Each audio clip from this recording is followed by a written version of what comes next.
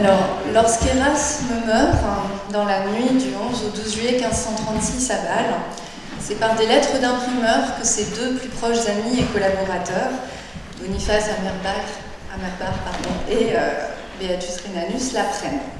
Boniface Amerbach reçoit une lettre de Hieronymus Froben, le fils de Johannes Froben, dont je vais reparler bientôt, tandis que Beatus Rhenanus reçoit une lettre de Johann Herwegen, vous pourrez admirer facsimilée dans la vitrine, et donc vous avez ici une reproduction, donc lettre datée du 17 juillet, qui après avoir donné des nouvelles de l'édition de Sénèque, lui annonce la mort du grand auteur.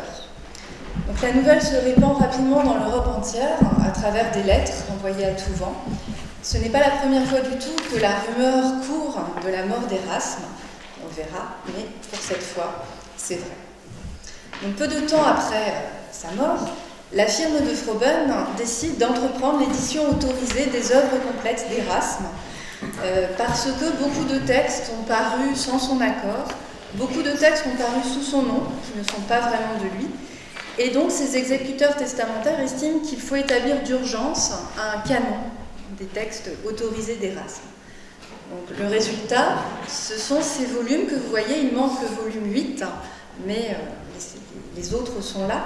Donc le premier volume à paraître, c'est le volume 3, celui des Epistolae, qui paraît en 1538, qui remporte un succès tel qu'on le réimprime 3 ans plus tard. Ensuite, en 1539, viennent les Adages, le volume 2, et le Novum Instrumentum, cette traduction révolutionnaire que livre Érasme du Nouveau Testament. Et puis les 6 autres volumes paraissent enfin en 1540. On a donc, vous voyez, un imposant ensemble de 9 gros volumes in folio, dans lesquels on n'a pas les éditions scientifiques établies par Érasme. L'ensemble est supervisé donc par son héritier, Boniface Amerbach, un des 3 fils du célèbre imprimeur Johann Amerbach. Beatus Rhenanus est chargé de rédiger la préface de l'ensemble, qui paraît donc dans le tome 1, donc une préface adressée à Charles Quint, dans laquelle il va enrichir la vie d'Érasme, qu'il avait commencé à esquisser en tête des œuvres d'Origène, une édition qu'Érasme était en train de préparer lorsque la mort l'a saisi. Alors l'initiative de publier ces œuvres complètes est liée à un état du droit, à l'époque, qui empêchait un auteur d'exercer sur ses textes tout le contrôle qu'il aurait pu vouloir exercer. Cette initiative est aussi liée à un devoir d'amitié auquel se sentaient tenus ceux qui avaient partagé sa vie et ses travaux. En fait, Boniface Amerbach et ses collaborateurs ne font que suivre des instructions très précises laissées par Érasme dans ses testaments. Alors il en a fait 3. Le premier en 1527, le second qui est perdu en 1533 et le dernier en 1536. Alors c'est dans le premier testament de 1527 qu'il prévoyait l'édition de ces œuvres complètes, avec l'ordre dans lequel devaient paraître les choses, et il désignait donc en 1527 comme héritier déjà Boniface Amerbach, tandis que Basil Amerbach, un autre fils de Johannes Amerbach, et Hieronymus Froben et Beatus Rhenanus étaient nommés ses exécuteurs testamentaires. Alors les changements entre 1527 et 1536 sont assez intéressants. Boniface Amerbach reste l'héritier, Beatus Rhenanus est écarté, Basil Amerbach est décédé en 1535 et donc n'apparaît pas. Reste Hieronymus Froben et Nicolaus Episcopius, dont on va comprendre le rôle tout de suite. Donc la façon dont la nouvelle de la mort d'Érasme se répand et la façon dont on a construit le monument qui devra perpétuer sa mémoire est révélatrice d'un monde, celui du livre, et de tous les acteurs qui le façonnent et lui donnent vie. Beatus Rhenanus et Boniface Amerbach, que Érasme a mis en scène dans un colloque où ils jouent sur leurs prénoms, un colloque intitulé « Le mot et la chose », ces 2 hommes sont des hommes du livre, qui ont tissé des liens intimes de collaboration et d'amitié avec les imprimeurs pour qui Érasme, sa personnalité, son nom, son œuvre, avaient une importance fondamentale.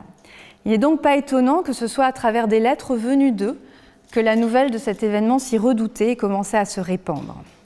Alors, pour une meilleure compréhension, enfin j'espère, de ce petit monde du livre qui a un fonctionnement très particulier, j'ai essayé de faire, alors très maladroitement, puisque vous voyez les petits traits, les noms vont apparaître au fur et à mesure, un petit schéma des relations de parenté, de collaboration, d'amitié qu'ont entretenu certains des principaux exécuteurs testamentaires de l'œuvre d'Erasme, à Bâle notamment. Donc tout part de Johannes Hammerbar, le premier imprimeur bâlois important, donc qui a 3 fils. Alors je n'ai pas mentionné sa femme, les femmes, un statut un peu compliqué dans le monde du livre. Alors oui, malheureusement, donc c'est Bruno, Basile et Boniface. Aucun des fils ne reprend l'imprimerie du père, ce qui fait qu'il désigne comme successeur Johannes Froben, avec qui les 3 fils vont beaucoup travailler, mais en lui laissant la responsabilité de l'imprimerie. Il a une première épouse dont on ignore l'identité, raison pour laquelle je l'ai nommée première épouse, avec qui il a un fils, Hieronymus Froben, qui va reprendre la firme à la mort de son père en 1527. Quand sa première épouse meurt, il épouse Gertrude Lachner, donc, qui est la fille d'un homme d'affaires, Wolfgang Lachner, qui a beaucoup investi dans l'imprimerie et qui a des idées très précises sur la politique éditoriale, qui ne plaît pas beaucoup à Beatus Rhenanus d'ailleurs.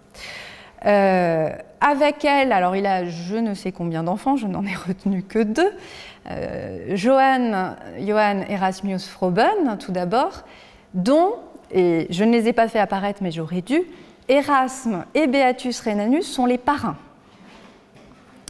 Et il a une fille, Justine Froben. Donc, sa femme, une fois devenue veuve, va épouser l'imprimeur Johann Erwagen, celui qui annonce la mort d'Erasme dans la lettre que j'ai évoquée tout à l'heure.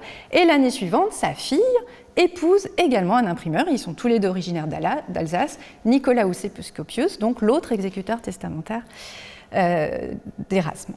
Alors, ça montre bien, et ça, le monde de l'imprimerie fonctionne comme ça, on se marie beaucoup entre fils et filles d'imprimeurs, on perpétue des dynasties de cette façon-là. Et puis en plus, donc, entre ces imprimeurs vont se tisser des collaborations. Donc, Hieronymus Froben travaillera rarement seul, travaille souvent avec Erwagen et avec Episcopius. Et puis, quand Erwagen, il y a une dispute, ils ne s'entendent plus très bien, quand Erwagen garde seul la responsabilité de l'entreprise, il va s'associer aussi avec l'autre fils de Johannes Froben, donc Erasmus. Voilà. Donc, si l'attention aujourd'hui se concentre sur le duo que formaient Erasme et Beatus Rhenanus, il faut toujours garder à l'esprit que cette relation s'est construite sur le fond d'un réseau très dense, très mouvant, très mobile, de relations multiples. Et que c'est la raison pour laquelle j'ai choisi de focaliser l'attention sur l'aspect qui me semble le plus intéressant à souligner dans cette relation, c'est-à-dire la façon dont elle s'est construite avec et à travers un amour partagé des livres, ce qui va conduire à concentrer l'attention sur quelques moments clés. Tout d'abord celui de la rencontre entre les 2 hommes et de ses suites immédiates en 1514, et ensuite celui de la collaboration intense et compliquée qui s'est instaurée entre eux entre 1518 et 1521. Donc, j'évoquerai les autres moments de façon plus rapide, et auparavant, pour planter encore un petit peu le décor, je vais présenter donc nos 2 interlocuteurs comme des hommes du livre. Donc, à travers les portraits et les regards croisés d'Erasme et de Beatus Rhenanus, il s'agirait d'essayer de vous faire partager un petit peu de la vie trépidante, palpitante des hommes du livre, à un moment où l'imprimerie s'invente petit à petit, à la suite de la bouleversante invention attribuée à Gutenberg, dont on connaît la célèbre Bible à 42 lignes, invention qui se trouve au croisement de multiples nouveautés. Tout d'abord, l'arrivée du papier, meilleur marché que le parchemin, et la combinaison de 3 techniques qui doivent beaucoup au progrès de la métallurgie, donc les caractères mobiles, tout d'abord.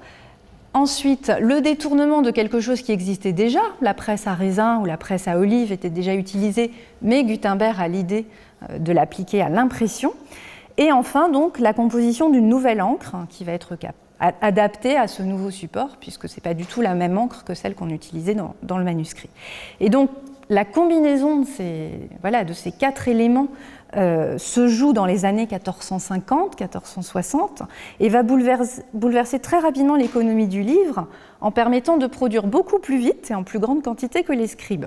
Alors tout le monde est d'accord pour dire que ça va beaucoup plus vite, mais on ne sait pas trop à quel point. Donc 2 témoignages que j'ai laissés en latin, mais que je vais traduire. Donc il y en a un qui dit qu'en un jour, on peut imprimer plus que l'on écrivait en un an, mais une seule personne. Et l'autre, en revanche, dit qu'en un jour, un seul homme peut imprimer ce que faisaient plusieurs personnes en un an. Bon.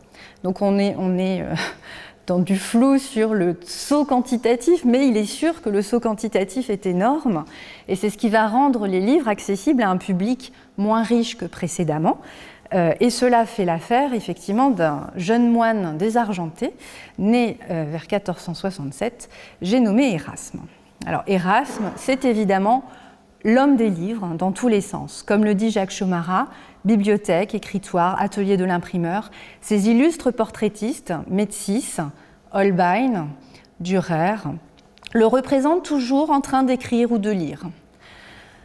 Donc c'est un incroyable destin que celui de ce fils né bâtard, d'un prêtre et d'une fille de ferme probablement, dans une obscure ville des Pays-Bas.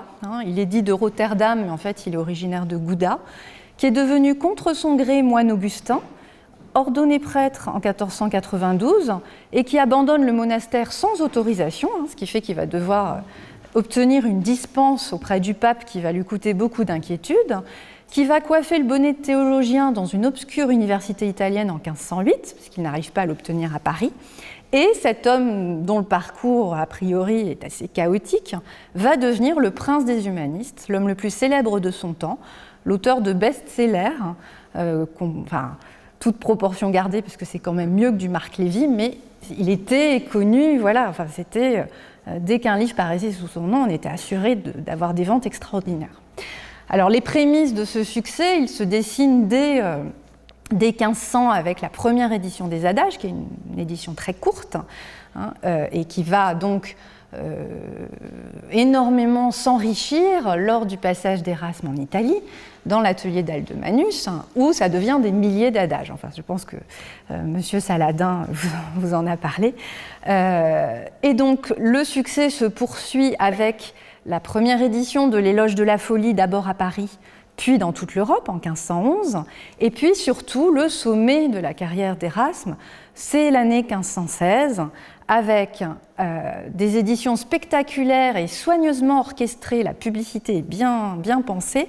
Donc les Opéra Omnia de Saint-Jérôme d'une part, Érasme en fait s'occupe du 3e tome, réellement, il s'occupe des autres aussi, mais il n'est pas tout seul.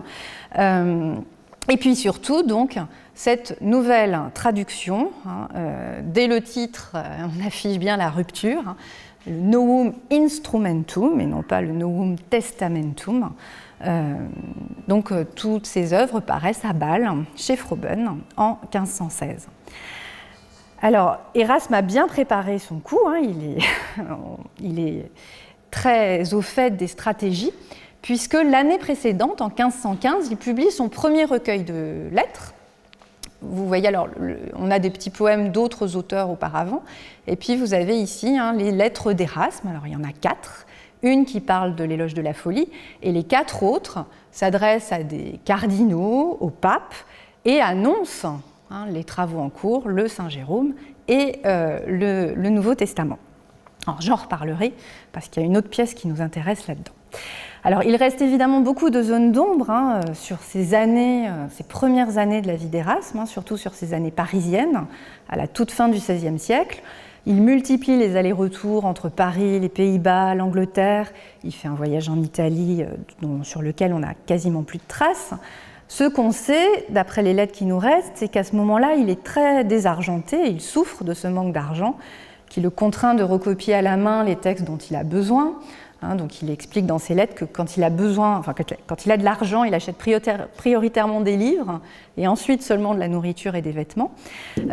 Et ces lettres le révèlent aussi convaincu de sa vocation d'homme de lettres. Donc il a l'amour des livres, certes, mais peut-être plus des livres qu'il va écrire et que d'autres achèteront pour enrichir leur bibliothèque. D'ailleurs, il n'hésitera pas à rééditer inlassablement le même ouvrage en l'enrichissant, si bien que certains de ses lecteurs se plaignent en lui disant « je suis obligé de racheter 10 fois ton livre », si bien que l'annonce de sa mort devient pour les imprimeurs un très bon moyen d'encourager les lecteurs à acheter, parce qu'ils se disent « bon, bah, maintenant, il le révisera plus, son texte hein. ». Et donc, vous verrez qu'ils n'ont pas hésité à recourir à ce stratagème. Donc, parmi les acheteurs des œuvres d'Érasme, figure évidemment un certain Beatus Rhenanus, de 20 ans son cadet, lui aussi homme des livres, mais sur un mode qui me semble un peu différent. C'est un homme dont le nom reste associé à l'extraordinaire bibliothèque qu'il a léguée à sa ville natale et à qui Érasme lui reprochait de garder ses productions au fond de ses tiroirs. Donc il y avait une discrétion de la part de Beatus Rhenanus, alors que Érasme occupait le terrain, quitte à publier des ouvrages un peu hâtifs. Et donc, on décèle chez Beatus Rhenanus une façon plus humble de servir le livre, non pas en s'imposant comme auteur d'œuvres à succès, mais plutôt en se mettant discrètement au service de ceux qu'il a reconnus comme ses maîtres, dont il achète ou édite les livres. Donc vous le savez, son père était boucher, donc il avait de l'argent, ce qui lui permet d'acheter ses premiers livres très jeunes, dès l'âge de 15 ans à Strasbourg, où il pose les premiers jalons d'une collection qu'il va poursuivre jusqu'à sa mort. Donc c'est intéressant parce qu'il mentionne le prix d'achat, et puis, si c'est un cadeau, le nom de celui qui lui a offert ce livre. Vous savez aussi qu'encouragé par son père, il va quitter Sélestat pour Paris, donc il part le 25 avril 1503 et arrive à Paris le 9 mai, où il est immatriculé à l'université, avant de travailler pendant 2 ans, c'était sa bibliothèque que je voulais montrer, donc avant de travailler pendant 2 ans comme correcteur chez un des grands imprimeurs parisiens, Henri Estienne, une fonction qu'il occupera ensuite chez Matthias Schürer à Strasbourg et chez Johann Froben à Bâle. Donc Érasme et Beatus se sont peut-être, enfin en tout cas ils ont été à Paris au même moment, mais on n'a pas d'indice qu'ils se soient rencontrés à ce moment-là, même s'ils fréquentaient les mêmes milieux, même si tous les deux ont eu affaire au même mauvais professeur de grec. En revanche, il est sûr que parmi les livres que Beatus Rhenanus acquiert à Paris, il y a toutes les premières publications d'Érasme, on les trouve dans sa bibliothèque datée de cette époque. Donc il quitte Paris à l'automne 1507 pour retourner à Sélestat. Il possède alors 253 livres, ce qui est énorme pour l'époque, et il commence à rédiger des préfaces pour Matthias Schürer, qui vient d'ouvrir sa presse à Strasbourg. À l'hiver 1508-1509, il rejoint Schürer à Strasbourg et l'incite à publier des œuvres d'humanistes parisiens, comme par exemple les Epistolae Proverbiales et Morales de Faustus Andrelinus, dont il a suivi des cours à Paris en 1508. Et surtout, il participe activement à une nouvelle édition donc de la petite version des adages, donc les Collectanea Adagium, donc qui était d'abord paru à Paris. Alors juste une petite remarque qui a son importance. Vous voyez que Érasme est qualifié de Germaniae decoris, ornement de la Germanie. Et ça, c'est important à avoir à l'esprit pour la suite de l'évolution de leur relation. Donc Schürer publie aussi la deuxième édition de l'Éloge de la folie après l'édition parisienne, en août 1511. Donc ici, vous avez le colophon, donc à Strasbourg, sous les presses de Matthias Schürer, au mois d'août 1511. Et puis, vous voyez un petit poème de Sébastien Brandt, un des grands humanistes rhénans, l'auteur du Narrenschiff. Et on va voir que tout cela forme une petite communauté allemande à l'époque, dans laquelle Érasme va, pendant un temps en tout cas, se sentir bien. Beatus Rhenanus, de son côté, dans une préface à un traité de Saint Grégoire de Nice, publié en 1512, place Érasme en tête des 26 humanistes allemands qui ne doivent pas être considérés comme des barbares, ça c'est pour les Italiens qui traitent tous les autres de barbares, mais comme des représentants d'une culture raffinée, celle qui fleurit à l'époque. Et donc c'est à ce moment-là, en 1511, en juillet 1511, qu'il se rend à Bâle, Beatus Rhenanus, pour suivre les cours de grec du savant Kuhn de Nuremberg, dit Kono, Et il va passer 15 ans dans cette cité ouverte et cosmopolite, où il se constitue une superbe collection d'auteurs anciens, grecs et latins, païens et chrétiens, en vivant avec des imprimeurs, Johannes Hammerbar d'abord, puis Johann Froben ensuite. Et donc après le retour à Sélestat, après 1527, il continue à alimenter le secteur antique de sa bibliothèque, mais, et ça ne va pas forcément beaucoup plaire à Erasme, il se tourne de plus en plus vers le Moyen-Âge germanique, à travers son intérêt croissant pour l'histoire et pour les antiquités nationales. Alors, comme mes diaporamas étaient trop lourds, j'ai dû en faire 2. Donc je passe au deuxième. Voilà. Et j'en viens donc au moment de la rencontre entre les deux hommes, à la naissance de cette amitié humaniste qui se situe donc en 1514. Alors forcément, cette évocation va être plutôt centrée sur Bâle, puisque c'est le lieu où Beatus Rhenanus vit assez constamment, et où Erasme se trouve de façon plus intermittente, puisqu'il ne s'y installera vraiment qu'en 1521 pour y rester jusqu'en 1529. Et donc la période 1514-1521, c'est celle dont on garde des lettres échangées entre les deux hommes. 7 lettres de Beatus à Erasme, toutes datées de 1515-1517, plus une lettre qu'il écrit avec Boniface Hammerbar, qui sont toutes restées inédites. Et en revanche, donc 8 lettres d'Erasme à Beatus Rhenanus, dont 3 ont été publiées du vivant des deux hommes, et sur lesquelles j'insisterai un petit peu. Alors c'est une relation que l'on peut pleinement qualifier d'amitié humaniste. C'est important de souligner que la conception de l'amitié à la Renaissance, ce n'est pas du tout celle que nous avons aujourd'hui, d'un sentiment amical qui unit de façon relativement privée deux personnes. La conception de l'amitié de la Renaissance, elle est inspirée de la conception de l'Antiquité, celle que Cicéron définit dans le De Officiis. Donc il y a certes des devoirs d'affection entre amis, mais il y a surtout des services à se rendre, des offices réciproques qu'on rend publics. Et cette dimension presque politique de l'amitié, elle est très importante dans le cas qui nous occupe. De la même façon, ce que j'entends par humanisme ici, c'est l'héritage du mot latin humanitas, par lequel Cicéron traduisait un terme grec, paideia, qui a donné pédagogie, qui a donné encyclopédie, et qui désigne en fait tous les processus qu'il faut mettre en œuvre pour qu'un enfant devienne un homme. Parce que, cette idée elle est très ancrée chez les humanistes, un petit homme, ce n'est pas un homme, c'est une virtualité d'homme. Et la comparaison qui est souvent utilisée, c'est celle qu'on trouve chez Pline l'Ancien, qui expliquait que les ours et les lions, quand ils mettaient bas leurs petits, mettaient bas des petits tas informes. Et c'était seulement parce que leur mère les léchait patiemment qu'ils acquéraient une forme, d'où l'expression « ours mal léché ». Et donc la façon dont les humanistes envisagent les enfants, c'est ça. Ce sont des êtres informes, et c'est l'éducation qui va leur donner une forme. On connaît tous la célèbre déclaration d'Erasme, on ne naît pas homme, on le devient. Et donc, l'amitié humaniste, elle va se fonder évidemment sur les belles lettres, puisque c'est le principe de l'éducation, c'est par cela qu'on devient un homme, c'est par le langage, c'est par la culture. Et donc c'est essentiel au tissage de ces relations. Donc, les services réciproques que se rendent Erasme et Beatus Rhenanus, ils se traduisent dans les lettres qu'ils ont échangées, ils se traduisent dans des livres imprimés. Et c'est cela que nous allons un petit peu évoquer maintenant. Donc les relations personnelles entre les deux hommes se nouent à l'arrivée d'Erasme à Bâle en août 1514. Alors ce qui motive cette arrivée, c'est évidemment la perspective de republier les adages, de publier Saint Jérôme, de publier le Nouveau Testament. Mais officiellement, la raison de l'arrivée d'Erasme, c'est que Froben s'est comporté d'une façon un petit peu bizarre en publiant en 1513 une édition non autorisée des adages. C'est-à-dire qu'il a recopié, ligne à ligne, page à page, l'édition d'Aldemanus.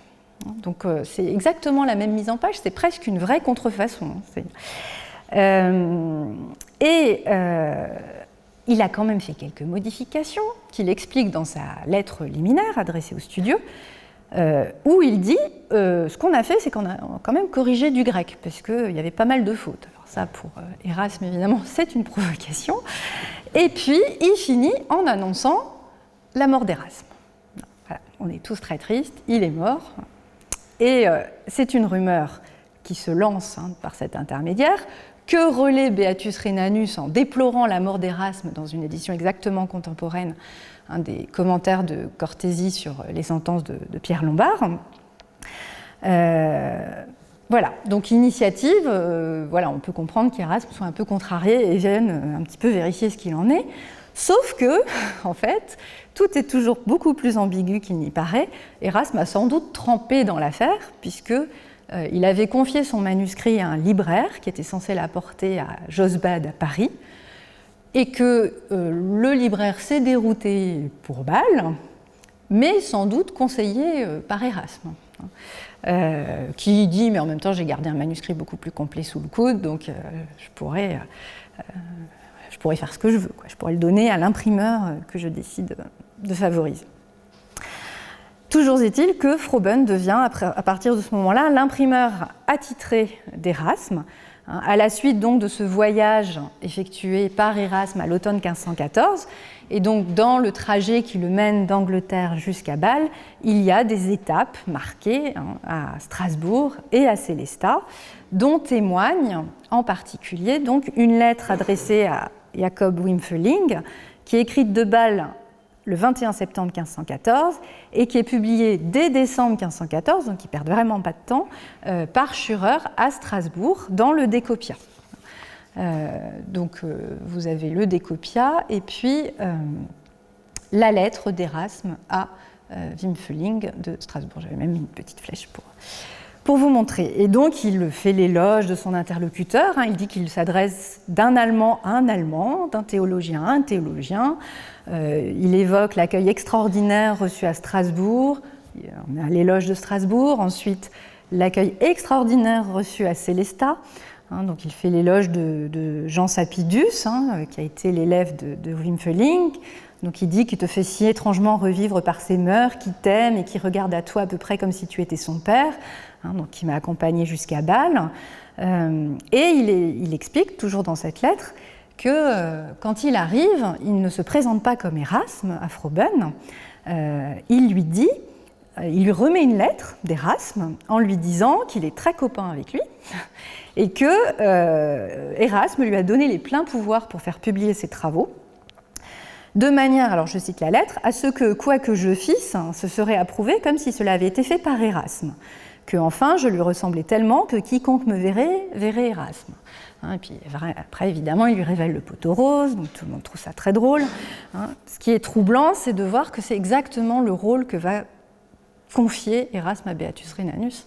Il va lui dire, quand je ne suis pas là, arrange-toi pour qu'on ne voit pas que je ne suis pas là, et tu as plein pouvoir pour tout faire. Alors justement, ce Beatus Rhenanus, c'est celui... Il fait partie de ceux qu'Erasme avait très envie de rencontrer. Il le présente comme ça. Beatus Rhenanus, dont me ravit la sage pondération et le jugement très pénétrant dans les questions littéraires. Et pour moi, il n'existe rien à quoi je me complaise davantage qu'à sa fréquentation quotidienne.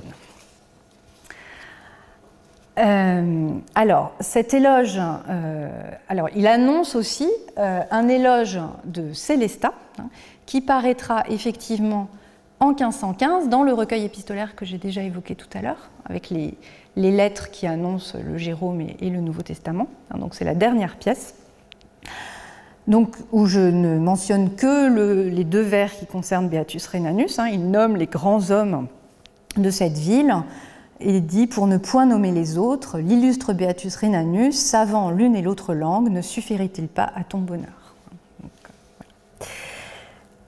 Voilà, de son côté, Beatus Rhenanus est effectivement éperdu d'admiration pour Erasme, alors qu'il ne connaît pas visiblement avant son arrivée à Bâle, puisqu'il écrit à un de ses amis que Erasme, un très grand savant, est arrivé à Bâle tout récemment, chargé de bons livres. Et ces bons livres, ce sont toutes les éditions qu'Erasme va mettre en route en arrivant à Bâle. Donc à ce moment-là, les relations entre Erasme et ses amis allemands, vous voyez qu'il s'affiche vraiment comme allemand quand il écrit à Jakob Wimfeling, c'est d'un Allemand à un Allemand. Quand on publie ses œuvres, il est l'ornement de la Germanie. Donc à ce moment-là, tout va bien, c'est l'amitié, on la publie. Il rentre en relation avec Ulrich Zasius, avec Willibald Pirkheimer, qui va être très important, qui est proche de l'empereur et qui va beaucoup les aider dans les affaires de privilèges notamment. Et donc c'est dans une lettre à Pirkheimer, donc, qui a écrit à Erasme grâce à Beatus Rhenanius, enfin il se sert de cette amitié-là pour entrer en contact avec Erasme, et Erasme lui répond qu'il est très content d'entrer en relation avec lui, et s'y livre un éloge de Beatus Rhenanius assez significatif. Je prends un tel plaisir aux échanges de vues quasi quotidiens avec Beatus, échange dont la très haute érudition va de pair avec la plus grande suavité, que pour cette raison, je me crois vraiment être moi-même ce qu'on dit de lui. Alors, un peu compliqué, hein. Donc effectivement, c'est comme ça que va commencer à se construire un alter ego, ce que va incarner Beatus Rhenanius. Donc, on a rendu hommage à Strasbourg, à Célestat, à un ensemble d'hommes, à une sodalitas, donc à une assemblée savante, mais on fait émerger quand même une personnalité particulière, Beatus Rhenanius, ce que va renforcer dans la publication donc, des Lucubrationes d'Erasme. Alors en même temps, il fait paraître les Lucubrationes de Sénèque, donc on s'embrouille un peu. C'est un petit peu. Donc il fait paraître dans cet ensemble d'œuvres diverses un commentaire du premier psaume, donc, qui commence par Beatus vir, qu'il va évidemment dédier à Beatus Rhenanius en jouant sur son nom. Alors, c'est voilà la page qui contient la préface, vous voyez, à Beato Rhenano Sletadiensi. Et voici comment il commence cette lettre. Puisque nous voyons, excellent Beatus, même la masse des gens incultes nourrir mutuellement leurs relations avec des petits cadeaux, j'ai estimé qu'il n'était pas convenable que chez des gens adonnés à la plus haute littérature, ce chapitre de la civilité et des obligations eut l'air de tarir, surtout chez nous qu'une passion commune pour les études a réuni dans une intimité si serrée qu'elle ne peut l'être davantage. Donc toujours l'amitié fondée sur les belles lettres, et qu'on va entretenir par des petits cadeaux qui sont des livres imprimés. Donc il pense, explique-t-il, à ce que notre Sénèque a énergiquement recommandé, donc ça tombe bien, ils sont en train de publier Sénèque, donc on fait une référence à ce qu'on est en train de faire aussi. Donc que dit Sénèque? C'est qu'il faut tout d'abord veiller à ce que le cadeau soit non seulement digne de celui qui l'envoie, mais aussi approprié à celui à qui il est envoyé. Or, a-t-il jamais existé un objet plus digne d'être envoyé par un théologien, donc ce qui est Erasme, que quelques fleurettes rares cueillies dans les parterres les plus printaniers des Saintes Écritures? Et que pouvait-il être envoyé de plus juste à Beatus, le destinataire, que l'image authentique de l'homme heureux, Beatus vir, tracée par le pinceau du Saint-Esprit? Et donc le jeu sur le prénom Beatus va donner lieu à un long développement sur les heureux, et aboutir à la conclusion, c'est donc toi que je t'envoie à toi-même, c'est-à-dire Beatus à Beatus, qu'on me dise donc ce qui convenait le mieux. En même temps, il ajoute à la fin, ce petit cadeau non seulement te rappelle le souvenir de ton Erasme, mais en plus il te représente réellement à toi-même. Donc on a des jeux de miroir assez compliqués entre Erasme d'un côté, Beatus Rhenanius de l'autre, et les livres qu'ils s'échangent entre eux qui les reflètent l'un l'autre. Là, vous avez vraiment un jeu de miroir entre l'homme et le texte, mais aussi bien celui qui l'offre que celui qui le reçoit. Et puis Erasme en profite pour parler du travail en commun, de l'amitié fondée sur les belles lettres, pour jouer sur le langage, avec ces jeux de mots sur Beatus, pour faire référence à Sénèque, qui vient de paraître, et puis il fait allusion à l'éloge de Célestat, qui vient de paraître aussi. Donc il faut voir que c'est toujours bien calculé quand même. Donc on voit bien comment les hommes de l'époque sont en train d'inventer de nouveaux moyens de valoriser leur travail, leurs nouvelles conditions de travail et les productions qui en sont issues. Alors la législation, comme aujourd'hui pour Internet, va mettre un peu de temps, c'est-à-dire une bonne centaine d'années, à prendre la mesure des bouleversements qu'entraîne l'apparition de ce nouveau médium qu'est l'imprimerie. On est donc dans une période de flottement où les auteurs, les imprimeurs ont du mal à faire valoir leurs droits. Alors ils sentent moralement qu'ils ont des droits sur leur texte, mais ces droits ne sont pas pris en compte par la loi. Donc notamment, comment un auteur peut-il contrôler le contenu et la diffusion de ses textes? C'est un problème auquel Erasme va être constamment confronté, puisque je vous le disais tout à l'heure, son nom était un argument de vente assez imparable. Donc un auteur de best-seller, en latin ça se dit vendibilior, donc il disait lui-même qu'il était vendibilior. Et donc dès qu'il publiait un texte, le texte était reproduit à des centaines d'exemplaires aux quatre coins de l'Europe, et souvent dans des copies un peu bâclées, avec des mises en page pas terribles, plein de coquilles, des passages oubliés. Et donc Luther témoigne de ça en disant on imprime mes livres en se dépêchant à un tel point que lorsque mes livres me reviennent, je ne reconnais plus mes propres ouvrages. Et Erasme pouvait tenir exactement le même discours. Donc de quels moyens dispose-t-il pour contrer cette tendance? D'abord en choisissant des imprimeurs dévoués à leur cause, donc Erasme est très fort pour ça. Johann Froben, mais aussi Josbad, mais aussi Thierry Martins, et puis Aldemanus pendant un petit temps. Il y a ensuite un abondant discours paratextuel, les préfaces, les épîtres liminaires, les postphases vont permettre de dire ça c'est de moi, ça c'est pas de moi, etc. Et puis Erasme accomplit aussi des démarches pour obtenir des privilèges. Alors c'est des privilèges d'imprimeur et pas des privilèges d'auteur. Alors ça c'est un point qu'il faudrait creuser, mais c'est pas le lieu. Mais en tout cas, on se rend compte que la figure de l'auteur chez Erasme, un peu comme chez Marot, elle va se construire comme celle de celui qui autorise, justement, ou non, la publication de ses œuvres. Et donc l'autorisation, elle peut consister à déléguer à un autre le soin d'éditer les textes, mais il faut qu'il y ait eu cette autorisation. Et donc c'est sous ce signe, des éditions autorisées ou non, que je vais maintenant étudier la nature dans un troisième temps, donc la nature de la relation qui a lié Beatus Rhenanus et Erasme de Rotterdam. Relation particulière qui influence la manière dont ils se représentent l'un l'autre dans ces textes voués à l'impression. Et vous verrez que rien n'est simple au pays de l'imprimé. Alors dans un premier temps, autour de 1515, on est tout à la joie de la collaboration.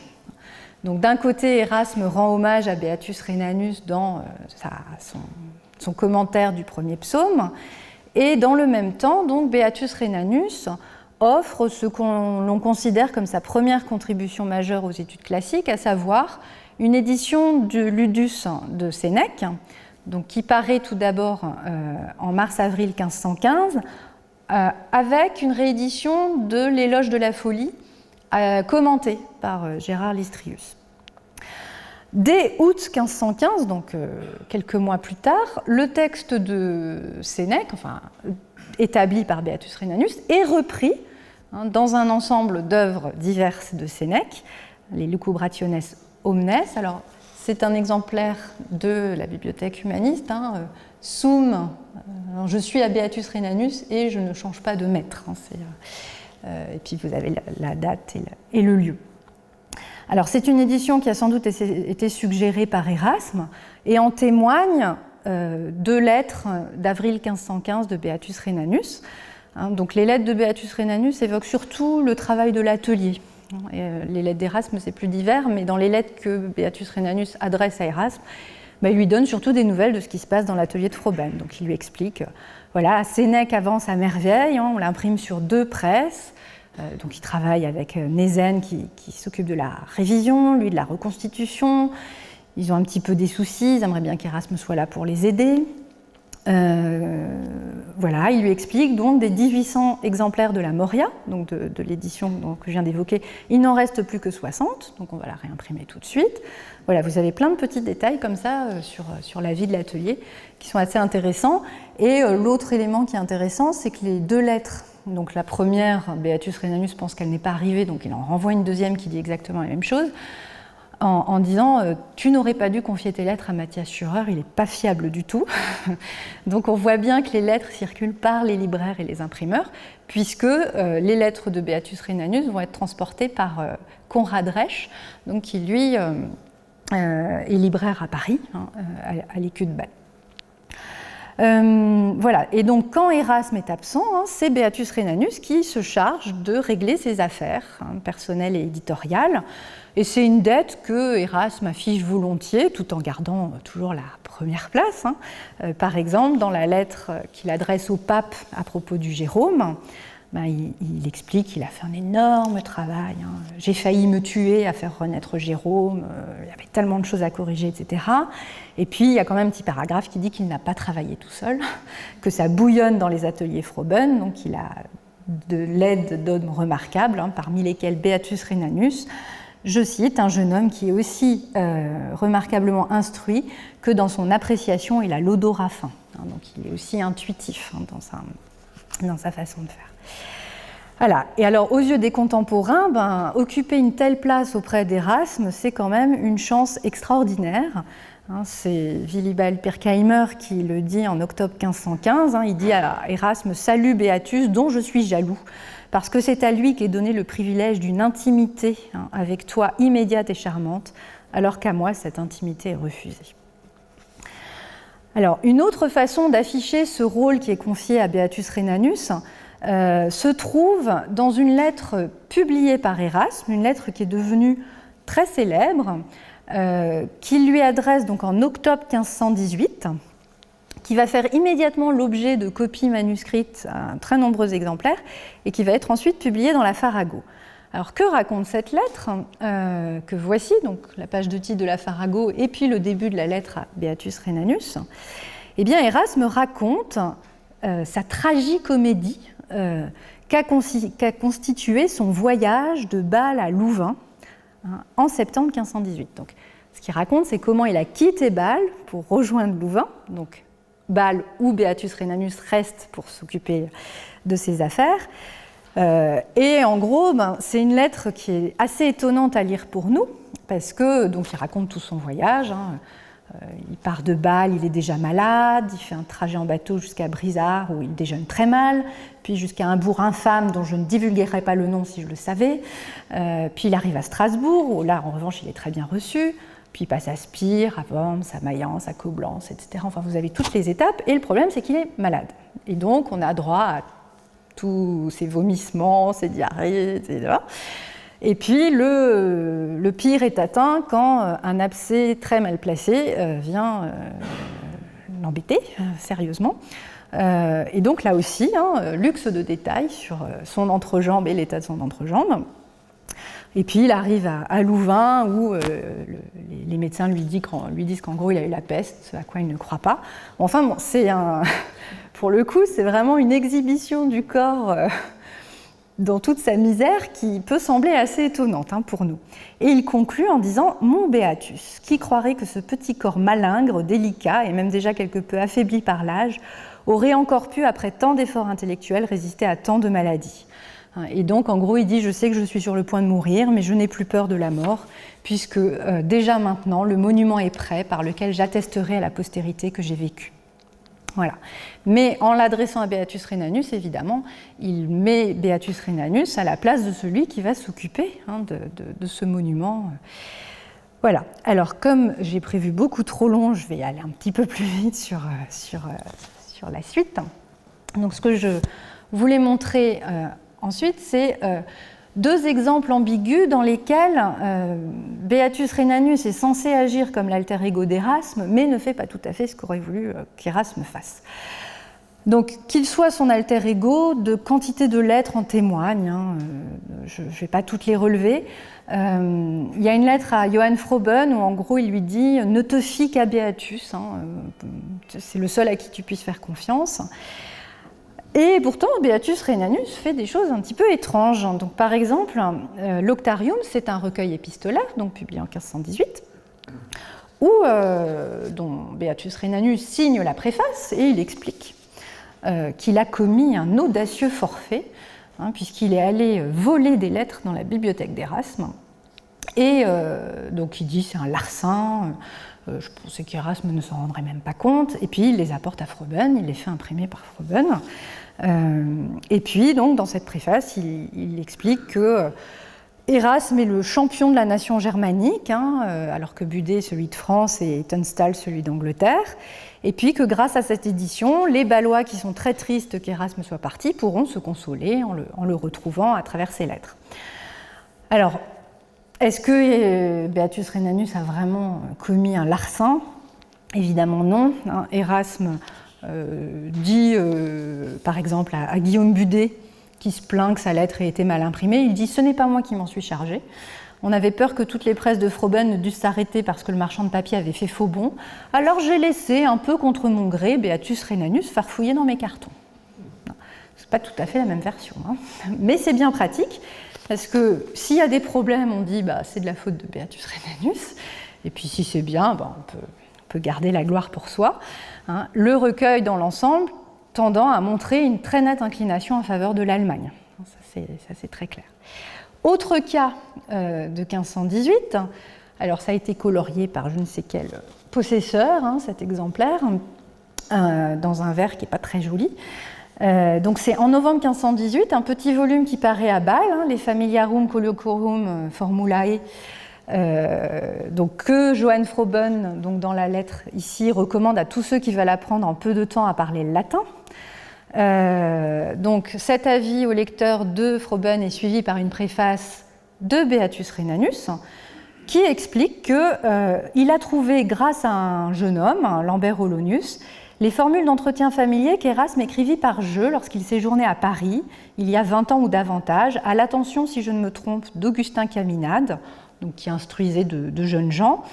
Donc je les ai fait imprimer sans délai par Froben, d'une part pour vous en faire cadeau, il s'adresse à deux frères, d'autre part pour que d'autres étudiants puissent aussi profiter de ce trésor qui était jusqu'à présent conservé par certains pingres, comme la toison d'or était gardée par un vigilant dragon. Bien que le texte en ma possession soit corrompu en de nombreux endroits, je me suis contentée de corriger quelques fautes, et j'ai laissé à l'auteur qui croyait ce petit livre définitivement perdu le soin de procéder à d'autres corrections. Alors, l'ouvrage remporte un tel succès qu'Erasme est obligé de suivre assez rapidement le conseil. Il n'est pas très content de cette initiative. Et ce qui est amusant et qu'il prouve, c'est que donc, dès mars 1519, donc 3 mois après, il fait paraître à Louvain une édition révisée de ces mêmes colloques. Et la page de titre nous oblige à jouer au jeu des 7 erreurs. Parce qu'en gros, donc c'est à Louvain chez Thierry Martins, mais on a repris exactement le même encadrement. La seule chose qui change, c'est la marque d'imprimeur ici. Et puis, il a ajouté que là, cette fois, c'est reconnu et augmenté par Erasme. Voilà, alors, en même temps, il corrobore ce que dit Beatus Rhenanius, effectivement. Il a dicté des choses à son ami Caminade, qui a vendu le manuscrit à Lambert Aulonius, lequel est venu vendre ça à Froben. Et c'est effectivement un petit ouvrage, un petit peu genre méthode assimile pour le latin, où vous avez toutes les formules pour se saluer, pour parler dans les repas, Voilà. Et donc dans la préface de l'Octarium, Beatus Rhenanius disait que c'était l'amitié qui l'avait rendu audacieux jusqu'à commettre un forfait. Ici, on voit que la frontière entre autorisation et non-autorisation est fragile. Donc on en a d'autres exemples, mais bon, je vais être obligée de résumer parce que je suis censée m'être arrêtée de parler depuis déjà 5 minutes. Alors. Donc je résume la suite. Donc je voulais évoquer une dédicace que Beatus Rhenanius change à l'insu d'Erasme.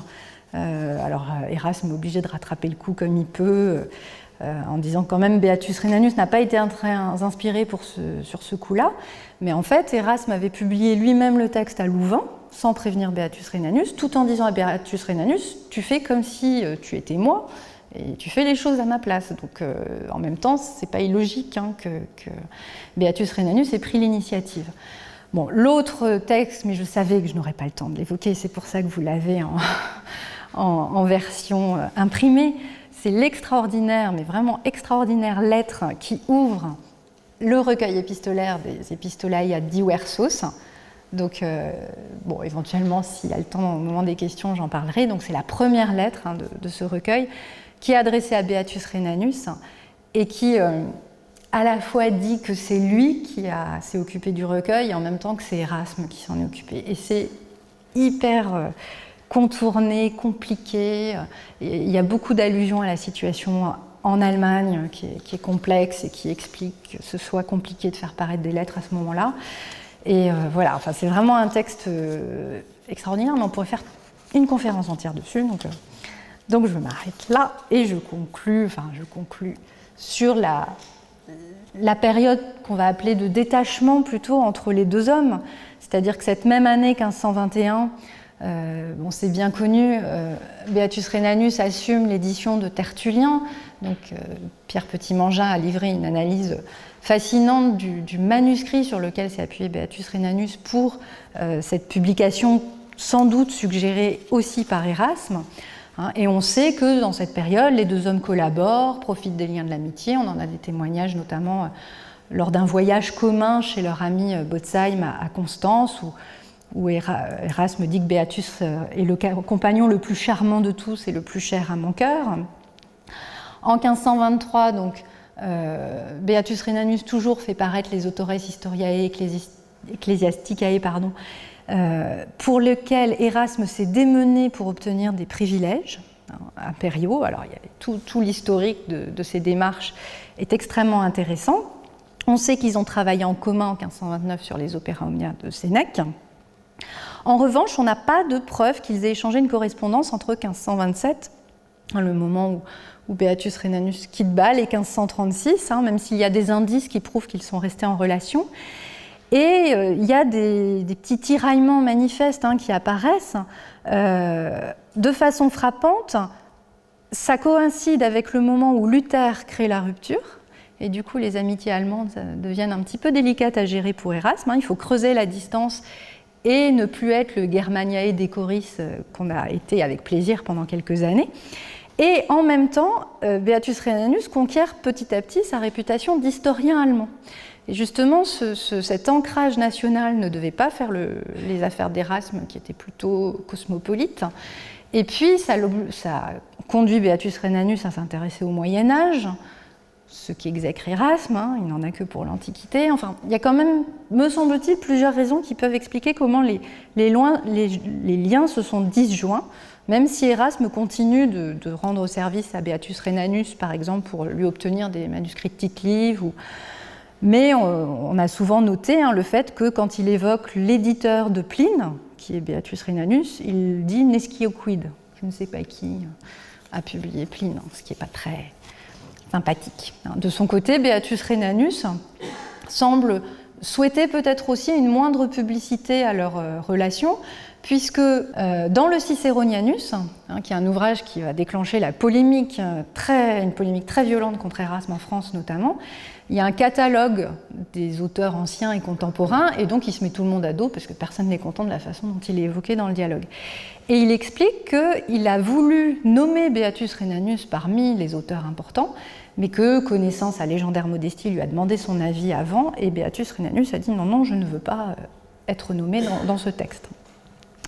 Voilà, et donc après la mort d'Erasme, c'est Beatus Rhenanus qui rédige la première biographie autorisée d'Erasme, donc dans la préface dédiée à Charles Quint des Opera Omnia, qui reprend un texte déjà rédigé en 1536 pour l'édition d'Origène, mais qu'il complète.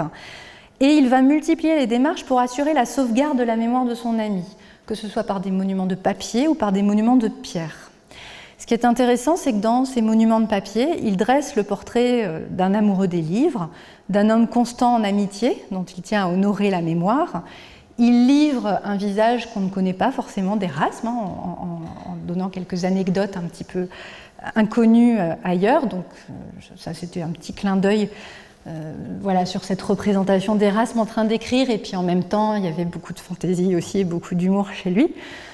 Et donc, cette conférence que j'ai nommée « Regards croisés », je me dis que j'aurais pu la nommer « Mots croisés », puisque Beatus Rhenanus a vu le temps des troubles et des critiques adressées contre Erasme. Il a dû traverser cet orage-là. Et l'expression « mots croisés », en fait, me faisait penser à un poème de Louis Aragon. Alors, c'est un poème amoureux, adressé à Elsa. Mais le dernier quatrain dit ceci: « Je veille, il se fait tard, la nuit du Moyen-Âge couvre d'un manteau noir cet univers brisé, Peut-être pas pour nous, mais cessera l'orage un jour et reviendra le temps des mots croisés. Merci.